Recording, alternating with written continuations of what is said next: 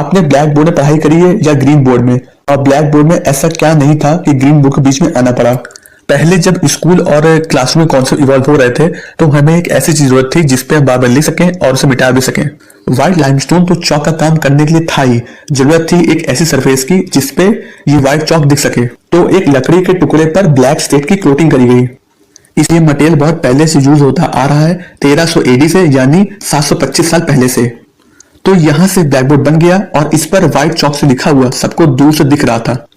पहले कोई black board पर इतने सीरियस इशू नहीं लगे, लेकिन जैसे जैसे पढ़ाई का लोड बढ़ता गया, ब्लैक बोर्ड पर लिखा हुआ देखते देखते स्टूडेंट्स की आंखें थकने लगी, क्योंकि ब्लैक बोर्ड की ब्लैक उस पर पड़ी सारी लाइट को एब्जॉर्ब कर लेता था और उस पर वो मैट फिनिश में था और उससे जरा सी भी लाइट रिफ्लेक्ट नहीं होती थी। और उसके अपोजिट व्हाइट चौक व्हाइट कलर की होने की वजह से उस पर पड़ी सारी लाइट रिफ्लेक्ट हो जाती थी।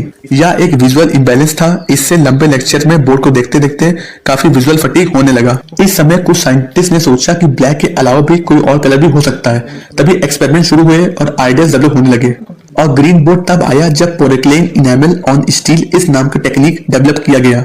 ये ग्रीन कलर कोई स्लेट मटेरियल नहीं था जैसे ब्लैक बोर्ड का होता है। ये स्टील की थिन लेयर पर पोरेक्लेन इनेमल कोटिंग लगाकर बेक किया जाता है, इसलिए ये कम रफ होता है।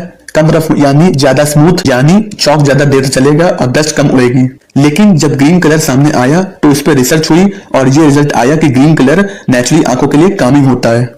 ये ब्रेन को रिलैक्स रखता है और रीडिंग और फोकस में दोनों मदद करता है। इसलिए अब आप ज्यादातर ग्रीन बोर्ड का यूज होते हुए देखोगे।